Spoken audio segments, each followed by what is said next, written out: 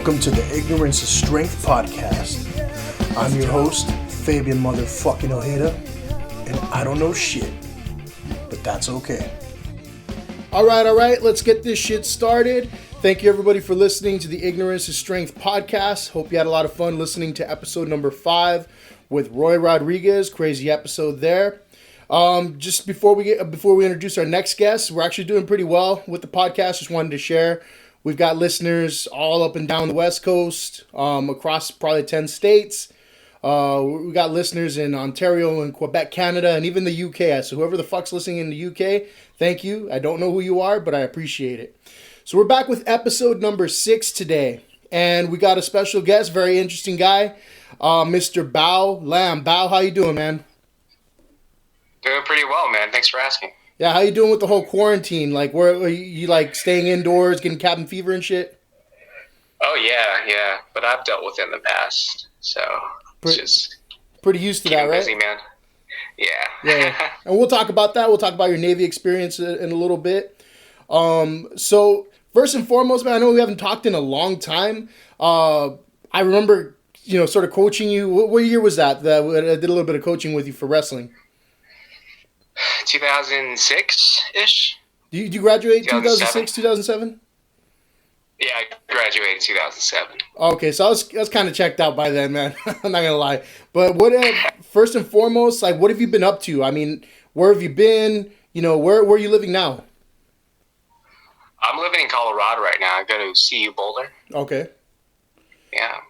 And so right after high school, you took off to the Navy, and then you ended up in Colorado now?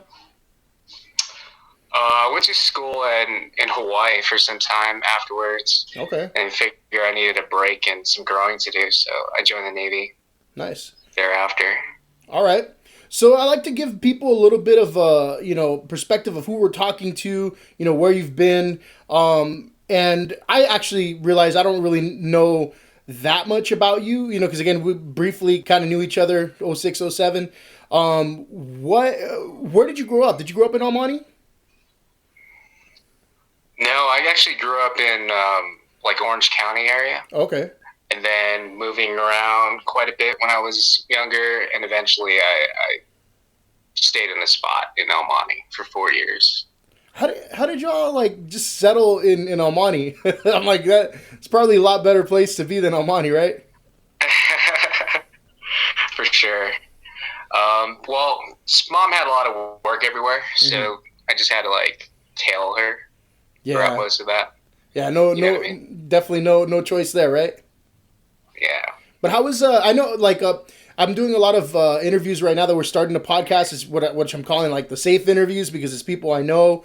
A lot of the people that I've interviewed so far, they're from Almani, right? And we talk about how that kind of shaped them growing up. How did your 4 years in Almani go? How did you like it? Was it kind of shitty? I mean, what was your experience? I thought it was good, man. I thought it was good. There were some bads, being a minority in a place just leaves you room for, certain types of interactions. Yeah. But I think it made me grow, thick skin. Okay. And helped me deal with, just dealing with people with different personalities. And, I feel like after Vietnamese, I would be closer to Mexican than any other ethnicity. Yeah. I find that a lot. I had a lot of Asian friends growing up in Almani, and a lot of them are more Mexican than some of the Mexican people I know. They love exactly love their fucking tacos. They speak the Mexican slang better than I do. So I'm sure you picked some of that up as well, right? Oh yeah, man. Yeah, give me a little bit of that vato and ruca and haina, and I'm just kidding. What they used to say, firme, something like that. There you go. That's the one-word answer for anything, That and orale, right? Yeah, exactly. All right, so I'm going to jump into a few different topics. I know, we discussed before this, we wanted to talk about a little bit about the UBI. I'll let you explain what UBI stands for. I'll keep the listeners wondering for a few minutes. But that goes hand in hand with the Yang Gang, right? And then I know you wanted to touch on nuclear energy, which is something I'm completely stupid about. I don't know much about it. All I know is that I'm able to turn on a goddamn light switch at home. You know, so you can definitely let some of our listeners know. Let me know, like, you know, your area of expertise there, since that was your job in the Navy. But I wanted to switch gears really quick and ask, talk about, you know, your. I say this, you know, because it sounds funny, but you're a member of the Yang Gang, right? Yes, sir. Proud member. So, like, I know, I think you were one of the first people that I saw really kind of like promoting that as an avid supporter online of Yang, and what drew you to him? I think we'll just say that before Andrew Yang made his presence in the political world, I was kind of disengaged. Yeah. Like, there were bits and pieces that I liked within politics. Like, I like Bernie's Medicare for All. I like his passion and his authenticity. And I just felt like people had very idealistic approaches to problems, right? But not really like a practical approach that actually pulls in that bipartisan support to actually get this thing through. And I feel like Andrew Yang kind of has that. And that's like the biggest appeal. Data-driven, authenticity, and you know, practical way forward. So, like, less filler, less bullshit, and just kind of more real, right? Yeah. How did you get introduced to him? Like, I know a lot of people right off the bat, you ask them like, "Oh, did you hear about Andrew Yang?" They'll say like, "Oh yeah, the Joe Rogan podcast." Is that where you heard of him, or did you hear of him elsewhere? I actually heard about him in 2018 in October. Okay. It wasn't like any formal stuff. It was just an article on, like, you know, the Wall Street Journal talking about, hey, these are the contenders in the Democratic primary field. Here's a little bit about them. So then I dug into each one, and I found Yang's a few of his you know, interviews, short form interviews, and then that Joe Rogan podcast really excelled because, you know, Joe, I think, is a great interviewer and got a lot out of him. And then, like, after that episode, though, I think, like, a bunch of people started talking about him, you know, and I'm like, I've never heard of this guy, but... You're not alone. yeah, for sure. But, I mean, he kind of became a big deal overnight, you know? And that's crazy. You don't see that too much in politics. Or anything anymore these days, really. But the one thing that stuck out to me was this whole, you know, idea of $1,000 a month for every U.S. citizen. And I'm going to be honest, I thought that was kind of silly because I didn't really look into it. But it's this concept of UBI. Can you explain what UBI means? Just to your understanding, you know, you don't have to be an expert on it or anything like that. Can you explain what it means? And how you understand it through Yang's platform. So UBI stands for Universal Basic Income. And the idea is that, you know, how much more of your potential can be unleashed if all your basic necessities are met. We're talking about rent, food, bills. Right. And it really provides you with the options to do what you want. And one of the benefits of it, I mean, it sounds kind of crazy, right? Giving everybody $1,000 a month. Initially, I thought so, yeah. Yeah, so $1,000 through Yang's plan, and there's a few other politicians, both left and right, pushing for different versions, mostly through the funding. But Andrew Yang's UBI, right, $1,000 a month, that would be about $12,000 a year. Right. And that's the bare minimum for the poverty line, right? Anybody making below $12,000, that's considered poverty. So the idea is that you give everybody this basic necessity, kind of alleviate that stress of life. You know, think about all the domestic violence cases that would be reduced through the money. I mean, my parents right now, one's a carpenter, the other one's a haircut, a barber. And, you know, through these times, you can't cut hair and all the construction jobs are going down. So you're seeing a lot of these cases throughout the United States when, you know, stresses like the coronavirus or maybe war or like, you know, water shortages, how these things ripple through the economy and through the system, how that affects you. So this $1,000 is meant to insulate you from those type of events. Yeah. So how do you fund it, right? So Andrew Yang's plan is to implement a VAT tax VAT, or I said VAT tax, but it's a VAT, value added tax. Okay. So the principle is that you can scale this tax. It's a consumption tax, and you can scale it through across the board to what you want to target. Mm-hmm. So I think using Andrew Yang's words, he says, who are the winners of the economy? Mm-hmm. So I asked you that question. Who are the winners right now of the economy? Yeah, who's making the most bucks? The people that have the money to begin with. We're the economic losers, the common folk. The common folk, right? So you see, like the Facebooks and Amazons, right? Mm-hmm. Their growth is astronomical. I mean, you look at this quarantine, the coronavirus, right? Yeah. Like Amazon's stocks is at an all-time high, and none of us are for the better of it. Right. And this is going to accelerate when they apply like artificial intelligence and automation. Mm-hmm. Like, think about how many workers they can replace. Right. Yeah. And think about all the capital gains and profits they can make. Yeah, and then we, the common folk, get screwed over again, right? Right, exactly. Less jobs, right? If you look at like factories, right? Before, maybe the ratio in a company was, 50-50, 50% computers and then 50% people. Now it's scaling the other way. Now it's like mostly computers and robots and like 30% people, 20%. At what point does our system break? Right. When there's 1% people in a company that's making trillions of dollars. So there's got to be a way to kind of distribute the blood flow. Mm-hmm. And I think the value-added tax targeting automation, artificial intelligence, which can generate almost infinite wealth, right? Right. Yeah. Huh. And distribute that to the people so they can kind of like figure out, as this changing economy accelerates, where do I go? Right. Maybe I should buy that taco truck. And this is speaking for myself. Maybe I should just buy that taco truck, start selling tacos. There you go, man. I want one myself, too. Or a big old barbecue pit or something. So yes, sir. You definitely, you're in favor of the UBI, and you think it'll work for Americans. Do you see it going wrong anywhere? Like, are there any flaws to the plan? Yeah.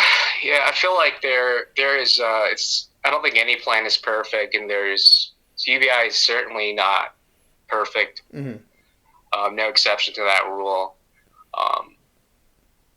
What do we do with dead weight? Mm. What do you do with people sitting on $12,000 a year and their parents' couch? Yeah. Is that a UBI problem, or is that a social problem? Right, and it's a social problem for sure. I mean, because I think I've heard like the weak argument too, where it's like, oh well, people are just gonna go use their free money on drugs. It's like they're gonna, if they have jobs, they're gonna spend it on drugs anyway. But I mean, exactly. But do you see any other like major flaws possibly with UBI in America? Yeah. So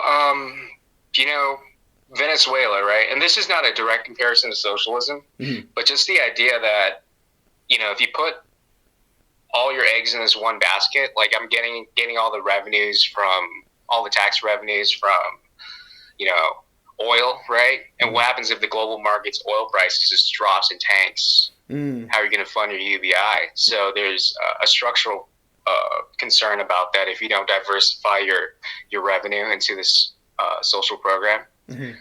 So, if AI, I don't know what happens if something goes wrong and that doesn't go. Like if the public is concerned about that type of stuff and there's no green light for companies to use it, then how do you fund something like that if it gets turned off? Right.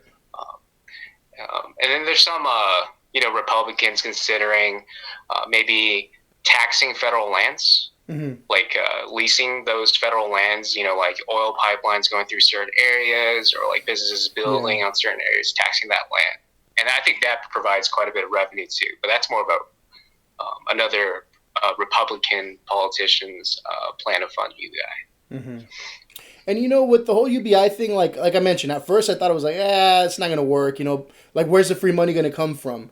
and it's not free and that whole thing. But after, and I know they're unrelated. Like I think somebody pointed it out to me before when I made the comparison that the two are not related. But I thought like after we all of a sudden got like these trillions of dollars in relief, for the pandemic, I'm just like, well, shit, I guess we got the money after all, because like I got that nice little $1,200 check in my account, I'm not opposed to that, shit, I think I gave it right back to Amazon though, but so my bad, but but like they're even talking about like some of the Democrats, I think like Kamala Harris is spearheading it or something like that with Bernie Sanders. They're talking about trying to get every qualified, I don't even think you have to be an American citizen, person over the age of 16, $2,000 a month, right? Have you heard about that? In like coronavirus relief efforts? Yeah. Okay, so not a permanent one? Not permanent, but for at least a year, And so that kind of changed my whole perspective on that, where I'm like, well, dang, if we can do $1,200 for every single person, and then if we can do $2,000 for every single person, like maybe this whole UBI thing isn't as crazy as I first thought it was, because there's definitely money. I mean, I don't know, we're probably borrowing from everywhere, and the economy's gonna look like shit, but selfishly, if I'm gonna get $2,000 a month or $1,000 a month or whatever, I'm not touching that shit. I'm keeping that in a fucking savings account. And a house is starting to sound pretty nice. You know what I'm saying? Can you imagine $2,000 a month? You don't touch it, putting in savings accounts at least, before interest, 24,000. Do that for a couple of years, and shit, you'll be sitting pretty. Yeah, just imagine a future where you and your partner pull this money together and buy a house together.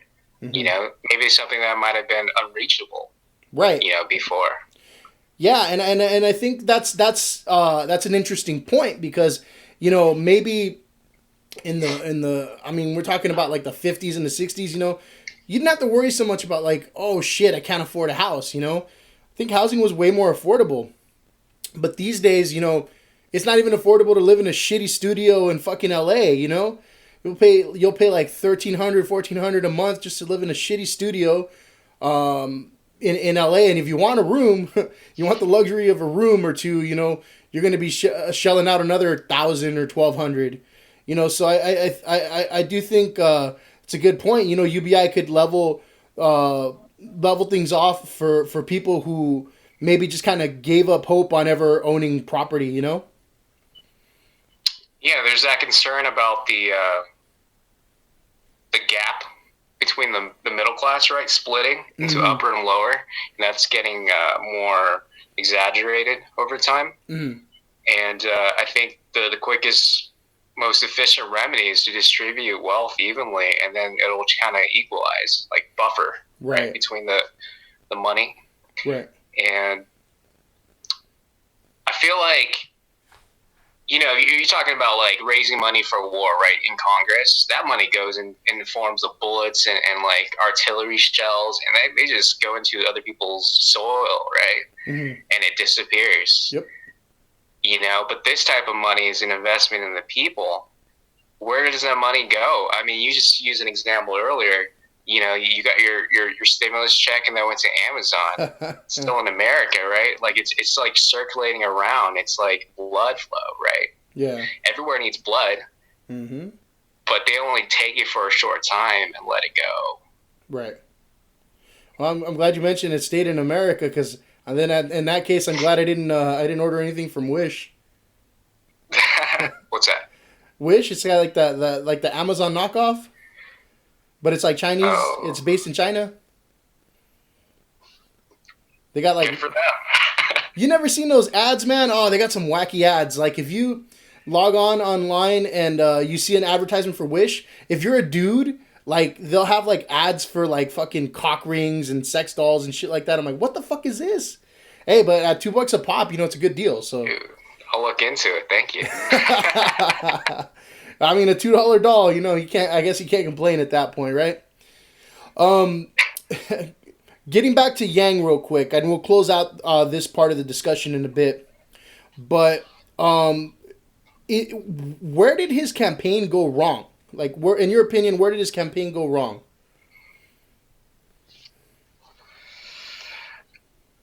If you're talking like if he had the intent of winning this time, where did it go wrong? Right. You know, I guess that brings up a good point. Like, did he think he was going to win? Because, like, you know, in my mindset, I'm very just black and white, and I think if you're going to do something, you do it to win. But maybe he just wanted to throw another voice out there. But I guess I'm asking, like, to rephrase the question, was he going to win this time? You know, did he have a chance? Did he stand a chance? And then should he have chosen a different party? Because there were so many Democratic candidates in the picture. Yeah, it's interesting, right? Why did he choose a Democratic Party? Mm-hmm. It seems like the origins of the Democratic Party, at least Abraham Lincoln, was, you know, the party, or post Abraham Lincoln was the party of the people, right? Right. Like, we're looking out for the working class people, and that seemed to have, like, been disappeared. Mm-hmm. Like, it seemed to have been misshapen into this profiteering, corporatist, like, you can throw like a million different labels into these things, but one thing we can all agree is they're all shills. Yeah. And maybe he had like optimism to kind of reform the party, bring back some new fresh ideas we can all get excited about. Mm-hmm. You know? And where did his campaign go wrong? I kind of think just lack of experience, man. Mm-hmm. You know, you're competing with, you know, if you're looking at Trump, man, he has like way more money than the entire like DNC put together. Right. And then if you look at that, like Bernie raised so much money in like the first, you know, the beginning of last year, and you're just, it's a funding issue. It's an experience on his team, and it comes to like supporters on the ground as well. Like, how do I get somebody's name on the ballot? How do I, you know, walk those lines? Mm-hmm. How do I not, you know, say the wrong thing as a supporter, right? How do I not like go on YouTube and blast everybody else for having inferior ideas or candidates? It's like those little things. And how do you control millions of people that support you? You know, you get people that are angry, upset about something, and they just passively lash that out on the internet or in person to somebody else. Like, I'll give you an example, dude. Yeah. I was at the liquor store, man, and I was talking to this woman. She was telling me how she used to be homeless. I was like, well, how do you think, you know, $1,000 a month could have helped you in those times? You know, she was in a domestic abuse, you know, situation with her boyfriend, and she didn't have the capital to like liberate herself from that situation. Right. You know, so she ended up, you know, leaving him, but like going to homeless shelter, and those places have like a limited amount of time in which you can stay, right? Right. Like, you can stay maybe a few weeks, but then you got to hop to the next one. But eventually she fell into the wrong crowd and drugs and stuff like that. But I feel like those type of situations could be alleviated if you just give people opportunity. Okay. I can definitely see that. You know, Andrew Yang, like I mentioned earlier, he picked up a lot of momentum, especially, you know, with the Joe Rogan podcast and everything like that. Do you think he'll run again? And do you think it's feasible that he wins the presidency eventually? Shoot, man, I want to say hell yeah, he should run again. Did pretty good for his first time. You know, paved the way for momentum building into 2024. Just like Bernie, right? After his subsequent loss to Hillary, you know, he started building. Definitely. Do you think he should run as a Democrat again if he runs? I think so. For sure. Yeah, I mean, maybe I thought, you know, like, he should probably, you know, separate a little bit if he wants to do something. But at this point, you know, I think we're just too black and white, and it's not really a choice. It's just an option between two parties. You know, our whole system is kind of screwed up where people, you know, they take these things religiously. You know, if you're a fucking Democrat or a Republican, you act like they're your favorite fucking football team when, you know, you're arguing about it. it's nuts, you know, because I've never really kind of identified with that whole identity politics thing. I'm just like, well, if it sounds good, I support it. You know, I don't give a shit who says it. But there are people out there that are just diehard Republicans, diehard Democrats, and they are unwilling to hear the other side. Yeah, that just shines a light on more of a social issue, you know, of like tribalism. It's like us versus them, and it's just it creates you a thing where you think about your tribe and act upon that rather than thinking logically. Like maybe somebody from a different tribe has really good ideas, but because I'm a Republican or a Democrat, I'm just gonna close my ears. Yeah, that's unfortunate. It's crazy, but that's where we're at right now. You know, you try talking to some of those red hat people. You know, it's not gonna happen. You can't talk any sense into them sometimes. Do you think? And I don't know if there's any correlation, but I thought I'd ask your opinion. Do you think maybe Asian discrimination played a role in Andrew Yang not going further this time around, given our current situation and, you know, the whole Wuhan thing and the quote unquote, you know, Chinese virus? I think discrimination is kind of a hard word.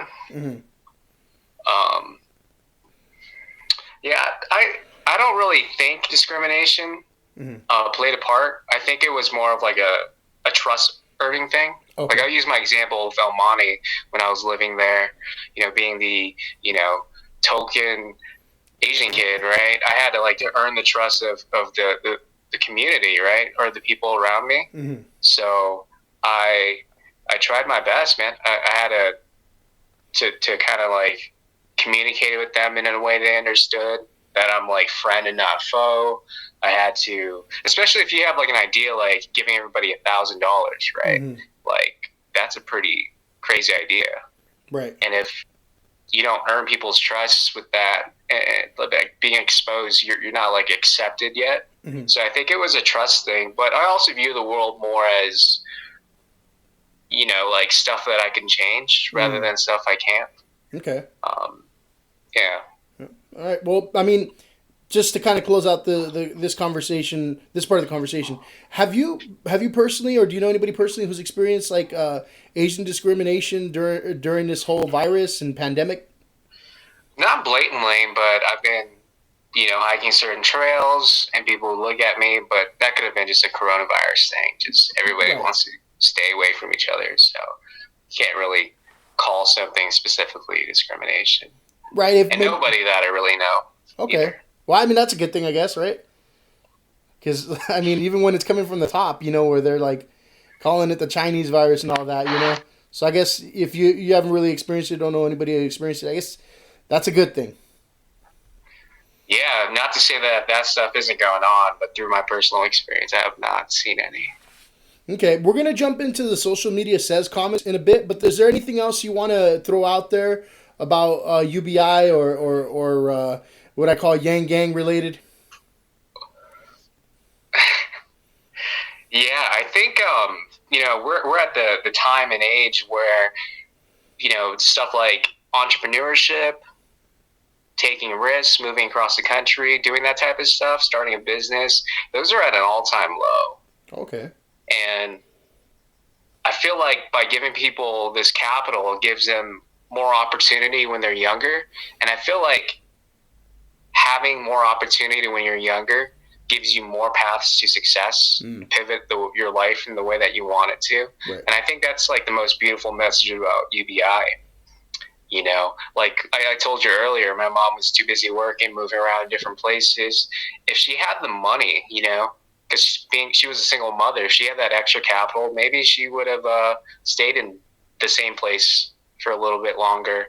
I wouldn't have to move around as much. Maybe I would have that money to go to college without joining the military. Right. Yeah. And I mean, you know, that brings up a good point. You know, I think I don't think I was like a great musician or anything like that, you know, but I love playing music, you know, and that probably, if I would have had that $1,000 a month, I wouldn't have to worry about shit as a young kid at that point. I probably wasn't even making that, you know, working the bouncer jobs I was doing and whatnot. So, I mean, would have been nice to have some income as I pursue dreams. And I think that's a very good point. You know, young people having that access to money they might not otherwise have, or probably it's probably a little more than they would make working, you know, part-time flipping burgers and shit, you know. They might have a more incentive to go and follow their dreams and whatnot. So that's a very good point. All right, so I'm going to jump into the social media says comments, and this is pertaining to universal basic income. I asked social media if this is something that's feasible, and just to kind of chime in on what they think about it. So we have Hector Aguilar on Instagram. I think Hector went to Mountain View. Did you know Hector? There was many Hectors. I think he played baseball maybe. And I think he played baseball. Yeah. Okay. I don't really know too many of the jocks, but I'm sure I saw him around. So on Instagram, he says, "I'm all for it. We have the money for it. Tax the corporations, and there's more than enough money. If every person gets $1,000, that's enough to buy groceries for a family of 4, and that's one less worry. The non-existent middle class will be capable of starting a savings fund." What do you think about that? Absolutely. You're able to plan for the future, right? If you're not busy planning for your next meal, you can plan for, that vacation trip, or maybe, that expanse in your house. Never mind. Come on. So we have Miguel Huerta from Facebook. He says, in regards to UBI being feasible, he says, yes and no. It's a complicated as hell issue. $1,000 in South Dakota goes a lot further than $1,000 in Southern California or San Francisco. If it was implemented in a non-emergency, for it to remotely work, it would have to be administered at a county, city, or even zip code level. It works in some European countries because of the size of their population. Finland, for example, has 5.6 million people. LA by itself has about 4 million people, and the income difference just in that 4 million is huge. From Malibu to Almaty, there's a huge discrepancy. On top of that, universal income was the last thing in a line of other social policies: medical, public transportation, school, parental leave, etc. $1,000 is a nice bonus to someone that has a job, a house, etc. $1,000 to someone working 2 jobs with no insurance and having to pay for school is a lifeline. So I think it should be implemented, but not before a bunch of other things are implemented, and before careful study is done and this plan is laid out, which will take decades, if ever. It's a pretty full answer there. Any thoughts, feedback on that one? Yeah, so the immediate thing that I heard was having it be means tested, like location wise, and when that type of stuff is mentioned, bureaucracies follow suit. So historically, bureaucracy becomes bloated over time. Yeah. And it just complicates stuff. The freedom of $1,000 a month gives you the ability to move across borders quite seamlessly. Now, if you're doing county by county, think of how much administration has to be there that would bloat the program. It's true. Yeah. Complicate things a lot more, right? Exactly. Okay. Moving on, we have Elmer Diaz on Instagram. He's one of these, I think, that kind of lives and dies by his party, but he says no, it will lower the value of the dollar, and it'll put us as a country in more debt. He also adds, I'm a Republican. What do you think about that, man? Well, I would agree with her in some of those areas. I would say I was Republican before Andrew Yang. Yeah, so the concern about inflation, lowering the value of the dollar, you got to think about where that money's going, right? And how fast it's moving between hands. So if you increase money supply, right, without increasing how fast the money travels between people or organizations, then you don't get inflation. Okay. You need both of those things to happen, right? And usually both things happen at the same time, especially when there's a panic buy. But it really depends on what people spend the money on. Mm-hmm. If everybody decides to buy toilet paper, then I can definitely see toilet paper prices go up. But if you're planning to beef up your retirement account, and I'm planning to, increase my, student aid fund or student for my children. Mm-hmm. If I'm thinking about maybe, buying that badminton set in the backyard, like if this money is being distributed evenly across the economy, not all in one place, rent, then I don't see it going up. Okay, cool. We have a couple more comments. So we have Yoshi Caldillo on Instagram. He is actually a former wrestler at Mountain View too. Shout out to the Mountain View wrestling team. He says, Shout out. Andrew Yang's UBI is not parallel with stimulus package. I think that was one of the things I mentioned earlier. They're two different apples. So he says, I like Andrew Yang and how his proposal for UBI will work and where the money will come from. But the stimulus package type of, the money that we get from the stimulus package will have me agree with that the dollar will lose its value. Anything on that? Do you remember in 2008 when we printed $4 trillion yeah. during that bailout? Yeah, we didn't really see much of an effect on the economy, right? Yeah. I don't think so, no. I mean, it's been relatively the same since then, right? Minute inflation. Yeah, that's because the size of our economy has been, closer to $20 trillion each year. Mm-hmm. And growing at a pretty fast pace. So you're really like adding a drop in a pool of water. Okay. So we got a final comment from Valerie Garcia on Facebook. I think she wants a little more than $1,000. She says, if rent is canceled and we're getting we're getting some sort of discount, maybe UBI will work. But $1,000 is not enough. I spend about $600 a month on groceries alone for all of her family, and the basics, $1,000 is just not enough. Yeah, that's a common one. I think first of all, $1,000 is a good starting point for any legislation of this kind. And I think gauging her question, she was asking more of like maybe this money is supposed to like support me more than it should, and this is supposed to supplement with your income, right? Right. Like it's not supposed to be your income. It's not a replacement. $1,000 is supposed to take care of like that stuff for her. Right, and that's the intent. That's the whole like rationale behind it, right? Mm-hmm. And I think that question also said that there's more pressing issues, right? Like free college, Medicare for all, and those type of stuff. I think that a UBI is one of those bills that can be passed and implemented very quickly. Mm-hmm. Think about the stimulus check, right? They passed Congress, and I know some people haven't received theirs yet. I'm sorry about that. But if they did their damn taxes, maybe. Exactly.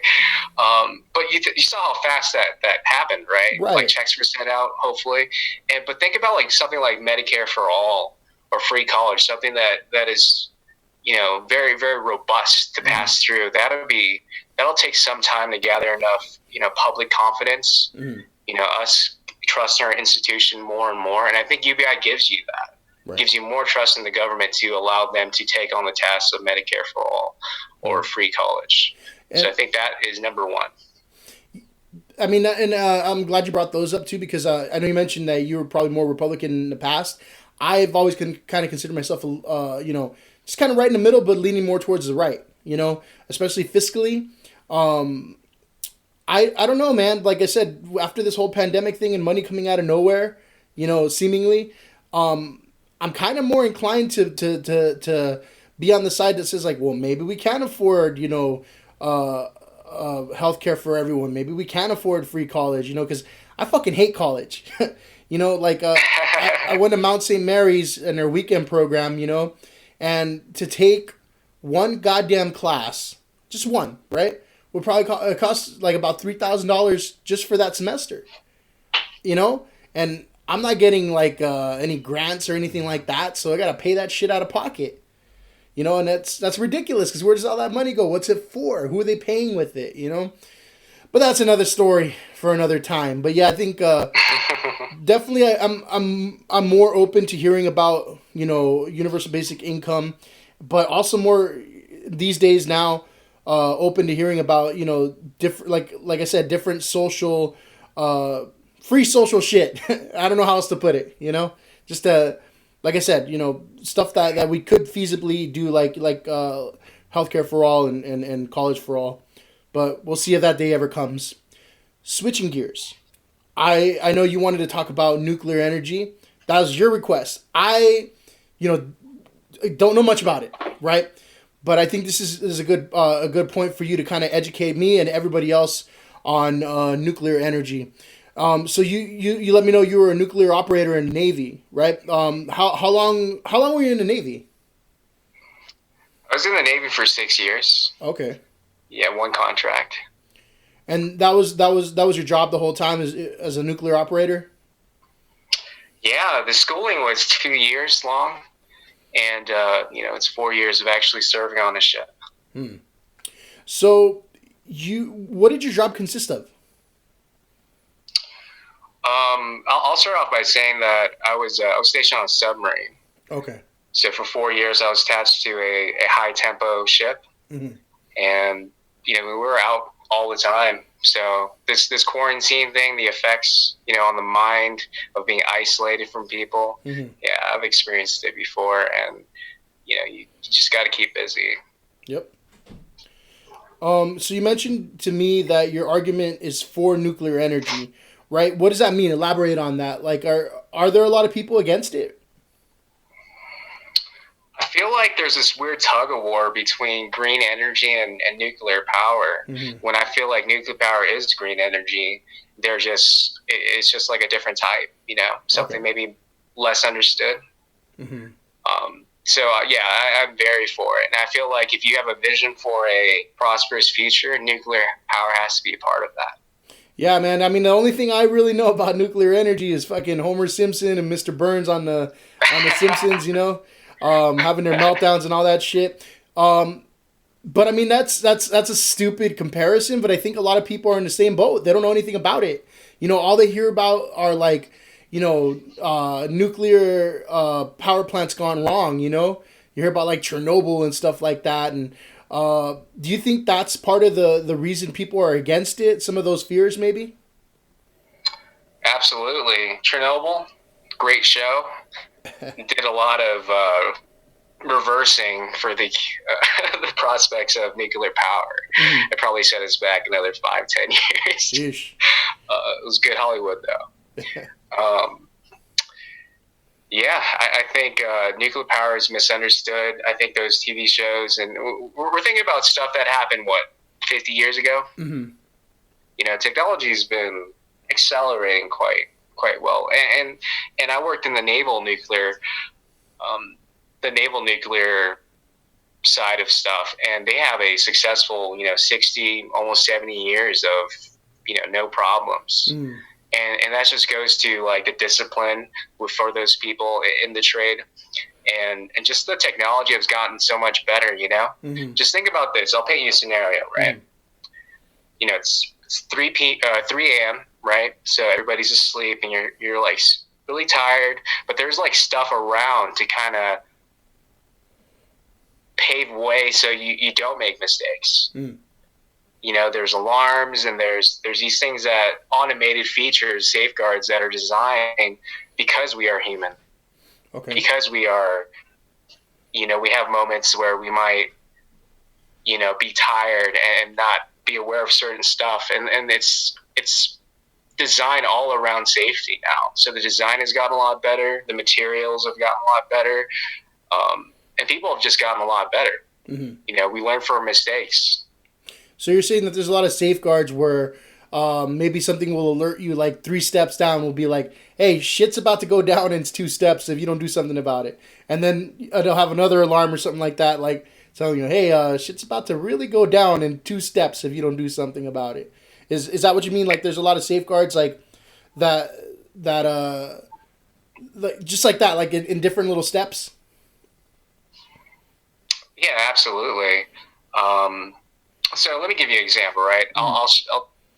explain a little bit for your audience that doesn't know how a nuclear reactor works. Okay. So they use generally a hot rock analogy, right? So you have this hot rock and you have water flowing through it. The hot rock heats up the water. The water eventually becomes steam, pushes turbine blades, and converts that high energy steam into electricity, right? And in our ship, we also convert that into mechanical motion for the ship to move forward through the water. I see. So how you control how hot the rock is via these rods that absorbs, the energy in the core. So if you insert more of these rods, they soak up more of that energy, then you heat up less water, right? Got it. And as you pull these rods out of the core, there's less energy being absorbed, so it just goes into the water. So based off of where that position of that rod is, controls the power in the reactor. Okay. So there's different safety mechanisms where you could, quickly insert the rods. Or maybe insert them kind of slow. And these go like beyond operator action. Like they go automatically. Okay. And they go before they need to go in. So then there's a lot of safeguards against even just human error because things are done automatically. Yeah. Like maybe you can't even pull the rods out after a certain point. I see. So, I mean, I guess just point blank, right? Why is nuclear energy the best option that we have? The best options. Well, if you're looking at a energy per kilowatt hour, the nuclear power actually has the most. Okay. So if you're looking at the problem as far as like a greenhouse carbon emission stuff, then between hydro and nuclear are the top on that list. Okay. So like you see people trying to go green everywhere, I know it's not the same thing, but like hybrid cars, or you got people with like solar panels and stuff like that. Do you ever see nuclear energy being replaced on a large scale?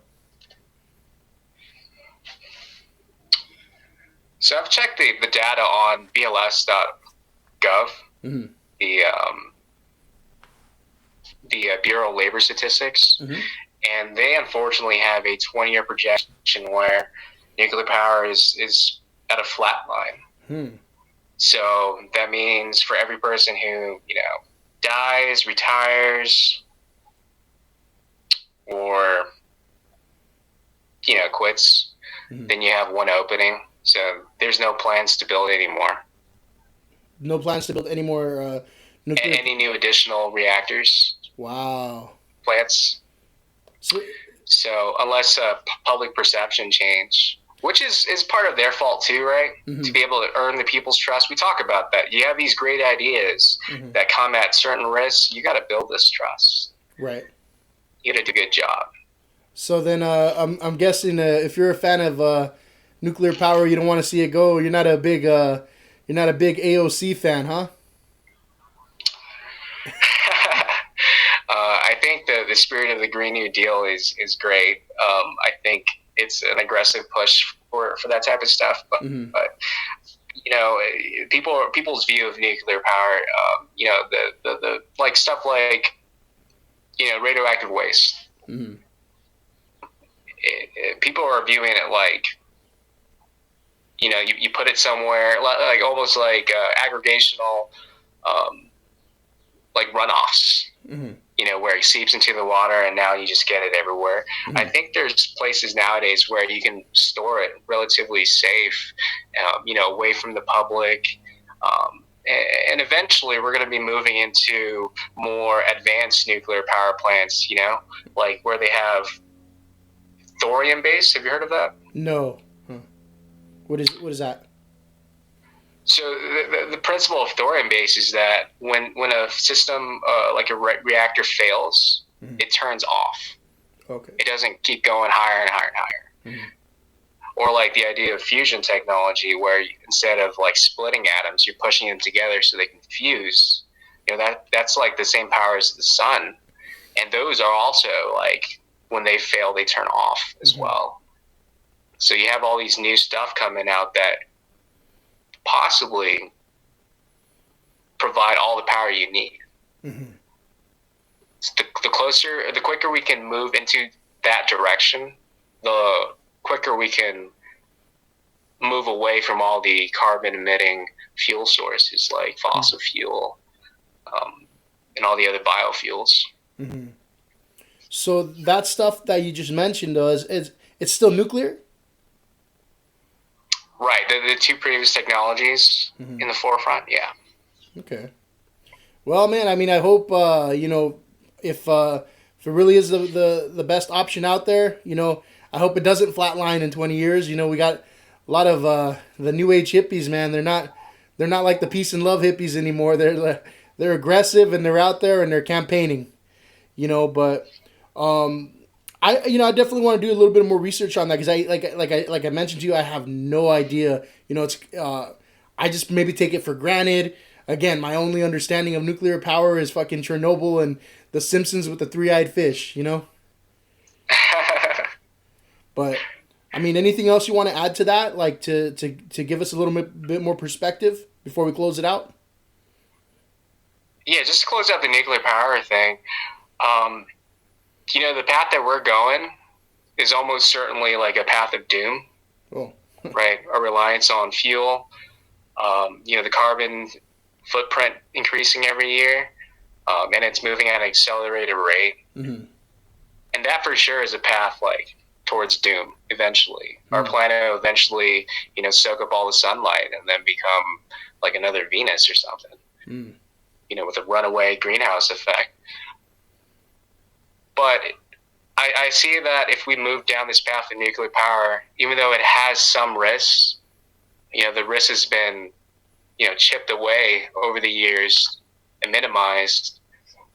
And I feel like it's like the peak of like human ingenuity, we spent so many years leading up to this point as a civilization to understand how the physics of this world works.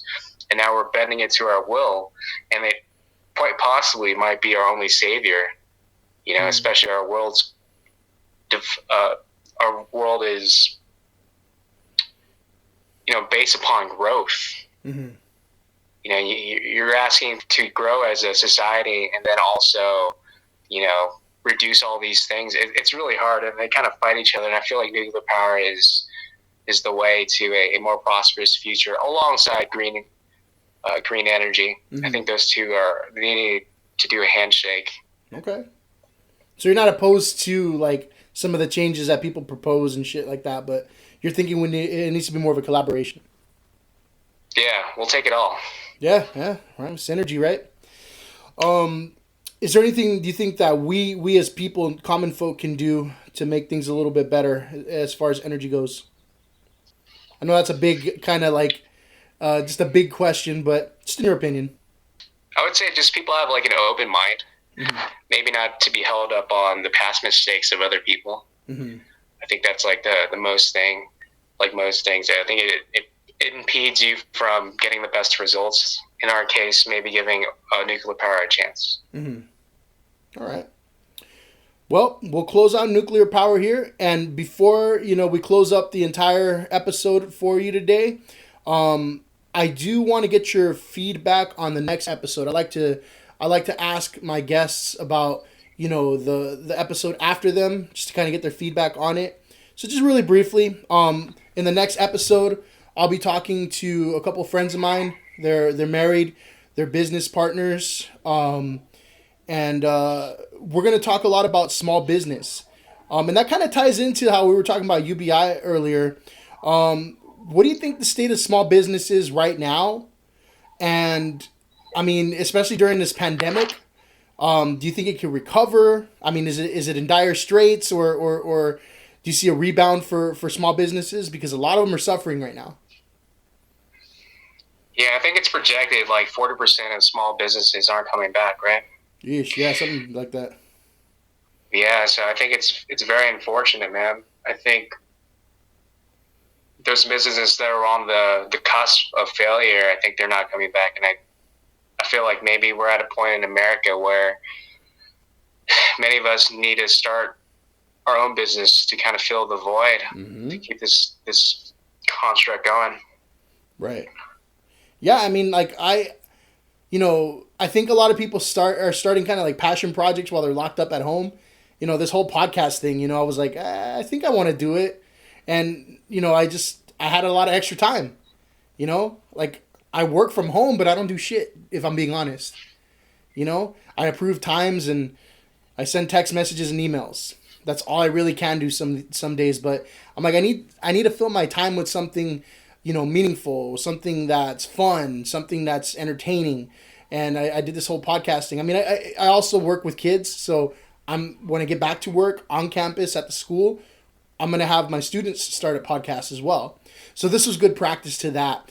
But I think now is probably the perfect time to start planning, what do you want to do? Like, if you're going to start a small business, because I think a lot of people probably have that in their mind right now. Like, I want to start a business. Because I don't know, historically, I think, out of emergency and out of dark times, you start to see people emerge with, small business. I mean, I don't have facts and figures to back it up, but I think that's when you start to really see it. When people are in the worst of the worst, they're like, you know what, fuck it, I'm gonna do something. So you start to see a lot of small businesses pop up. What do you think about that? Absolutely. Those type of stuff usually comes out when a trial like this appears in front of us. People are part of our DNA is to survive, right? Yep. That's been passed on for millions of years. And I feel like that's one of the methods to survive. This is nature. All right, Bao, so we're going to close up. Any shout outs or plugs you want to throw out there? Just want to ask if anybody's found our conversation interesting. Please follow me on Twitter at Social Adaption. Social Adaption, all one word? One word. All right. Well, I hope you had fun, Bao, with this podcast experience. I'm having a lot of fun with it. I didn't expect to learn so much, but from one conversation, but it was a pretty good conversation, man. Thank you, man. You became a pretty good interviewer, man. Gotta be. I'm not gonna half-ass this, All right. Excellent. Well, definitely appreciate it, Bao. And then, maybe one of these days we'll have you back on when we do a little Zoom party, because I do want to get multiple guests on at once at some point. But you're definitely invited to that. Excellent, man. Thank you. All right. Appreciate it. All right, everybody. Thank you for listening. I really appreciate it. Thank you. Fuck you. And good night.